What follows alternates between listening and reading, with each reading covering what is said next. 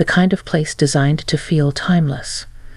Low amber lights, polished wood, the soft clink of glasses, and a piano melody floating in from somewhere I couldn't quite place. I had come down alone, telling myself I only wanted a quiet drink and a moment to breathe. My husband was already upstairs, tired from the day's conference meetings, and I needed space that wasn't filled with small talk or polite smiles. I took a seat at the far end of the bar, resting my purse on the stool beside me, and ordered something simple. The bartender nodded as if he understood exactly what kind of night I was having. I watched the reflections in the mirror behind the bottles, thinking about how strange it felt to be in a city that wasn't mine, surrounded by people whose lives I'd never know. That's when I heard my name. I turned slowly, surprised, and there he was. Daniel, my husband's friend, someone I'd known for years, mostly through holidays, barbecues, and the occasional long weekend trip. We had always been friendly, but never especially close. He smiled in that familiar, reserved way of his, as if he wasn't sure whether to interrupt or walk away. "I didn't expect to see you down here," he said. "I could say the same," I replied, gesturing to the empty stool. "Sit, if you'd like." He hesitated just a moment before taking the seat. I noticed how tired he looked, not just physically, but in a deeper way. The kind of tired that settles behind the eyes. We exchanged a few polite words about the conference, the city, the hotel. Safe topics, comfortable ones. Minutes passed. The piano music shifted to something slower. The bar filled and emptied in waves. Daniel ordered a drink, then barely touched it. I could sense there was something weighing on him, though I didn't press. At our age, you learn that everyone carries something, and sometimes the kindest thing is simply to sit beside them. Eventually, he spoke again, his voice lower this time. "Do you ever feel like life got busy before you had time to think about what you wanted?" The question caught me off guard. I considered giving a light answer, something easy, but instead I told the truth. More often than I'd like to admit. He nodded, staring into his glass. "I don't talk about this much," he said, almost to himself. "But tonight, it felt easier." I listened as he began to open up, slowly and carefully, like someone stepping onto thin ice. He talked about work, about choices made years ago that couldn't be undone, about feeling present but somehow unseen. There was no bitterness in his words, only reflection. I shared pieces of my own story in return, things I rarely said out loud. Not complaints, just quiet observations about time, change, and the strange way relationships evolve. There was no rush, no expectation. Just two people speaking honestly in a place that felt suspended from the rest of the world. I became aware of how calm I felt, how grounded. The tension wasn't uncomfortable. It was thoughtful, alive with understanding rather than desire. When the bartender announced last call, we both seemed surprised by how quickly the evening had passed. Daniel looked at me and smiled, softer than before. "Thank you for listening," he said. "That meant more than I can explain." As we stood to leave, I realized something subtle had shifted. Not in a dramatic way, but quietly, like a door opening inside me.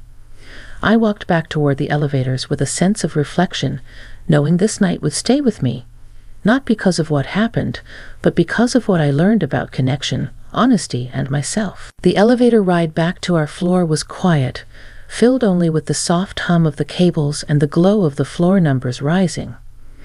Daniel and I stood a respectful distance apart, the kind that acknowledges closeness without crossing into discomfort. When the doors opened, he nodded once and headed toward his room down the hall, pausing just long enough to say good night. I watched him go, then turned toward my own door, my thoughts slower than my steps. Inside the room, my husband was already asleep, the steady rhythm of his breathing familiar and oddly comforting. I changed quietly and lay awake longer than I expected, staring at the ceiling. My mind replayed the evening, not the words themselves, but the feeling of being fully present with another person. It wasn't about Daniel specifically, I realized. It was about being seen without explanation, about speaking without editing every thought. Eventually, sleep came, gentle and unforced. The next morning, the city greeted us with pale sunlight and the distant sound of traffic. The conference schedule pulled my husband away early, leaving me with hours to fill on my own. I took a long walk through nearby streets, noticing details I might have rushed past otherwise. The way steam rose from sidewalk grates, the smell of fresh bread from a corner cafe, the steady pace of people heading somewhere important. When I returned to the hotel, I found Daniel in the lobby lounge, seated with a cup of coffee and a newspaper folded beside him. He looked up and smiled, this time without hesitation. "Good morning," he said, as if we were old friends meeting by chance. "Good morning," I replied, surprised by how natural it felt to sit across from him. We talked about small things at first. Travel stories, favorite breakfasts, places we'd lived long ago. The conversation flowed easily, with pauses that didn't need filling. At one point he laughed, a real laugh that reached his eyes, and I realized I'd rarely seen him that relaxed before. Later, we stepped outside together, walking no particular direction. The city seemed different in daylight, sharper but less guarded. Daniel spoke about his early years, about ambitions he'd held onto quietly, and how life had taken him down a steadier, safer path. I shared my own reflections, how being a wife and a mother had shaped me in ways I cherished, but also how parts of myself had grown quiet over time. There was an understanding between us that felt steady and sincere. No lines blurred, no assumptions made, just two adults acknowledging the complexity of long lives well lived, with all their compromises and quiet victories. That evening, the conference hosted a formal dinner. The room was bright, filled with conversation and clinking glasses. Daniel and I exchanged a brief glance across the table, a shared awareness of the quieter conversations that mattered more. When the night ended, we said goodnight again, this time with a sense of familiarity that surprised me. Back in my room, I reflected on how unexpected connection can arrive when you least expect it. Not to disrupt what you have, but to remind you of who you are. As I turned off the light, I felt a growing awareness that this experience was shaping me in ways I didn't yet fully understand, and that the days ahead might offer more moments of quiet clarity if I stayed open to them. The third day arrived with a softer rhythm. The conference schedule thinned, and there was less urgency in the hallways. People lingered over coffee, conversations stretching instead of snapping shut. My husband mentioned an afternoon meeting that would run long, and I found myself with unplanned hours again. This time, the empty space didn't feel like something to fill. It felt like something to step into. I spent the morning reading near the large windows on the mezzanine level, sunlight warming the pages. I looked up now and then, half expecting nothing in particular, until Daniel appeared at the edge of my vision. He hesitated before approaching, as if unsure whether to interrupt. I closed my book and smiled, inviting him into the moment without words. We decided to leave the hotel and find a quieter place nearby. Not a tourist spot, just a small public garden a few blocks away, tucked between older buildings. The benches were worn smooth, the trees tall and patient. We sat side by side, facing forward, like two people watching the same horizon rather than each other. There was a pause before either of us spoke. It wasn't awkward. It felt necessary. "I've been thinking about our conversation," he said finally, "about how easy it was to talk." I nodded. Me too. It reminded me that listening can be just as important as speaking. He told me how rarely he slowed down enough to hear his own thoughts, let alone say them out loud. I shared how years of caring for others had taught me to be strong, but sometimes at the cost of being open. The words came gently, without weight or expectation. We weren't trying to solve anything. We were simply acknowledging truths. As the afternoon passed, I became aware of how grounded I felt. Not lighter, exactly, but steadier. the kind of steadiness that comes from understanding rather than excitement. Daniel spoke about his friendship with my husband, about loyalty and respect, making it clear how much he valued both. I appreciated that more than he knew. It set the tone for everything else, keeping the space between us clear and honest. When we returned to the hotel, the lobby was busier, voices overlapping, energy rising again. The quiet we'd shared felt like something fragile but real, something we both carried without needing to name. We exchanged a few practical words about dinner plans and schedules, then went our separate ways. That evening, as I sat beside my husband at dinner, I listened more closely than usual. I noticed the familiar gestures, the stories I'd heard before, and felt a renewed sense of appreciation. Not because anything had been missing, but because I was more present to what was already there. Later, alone again, I wrote a few thoughts in a small notebook I kept in my bag. Nothing dramatic, just reminders to stay curious, to listen deeply, to allow space for reflection without fear. As I closed the notebook, I understood that this experience wasn't about crossing lines or changing lives.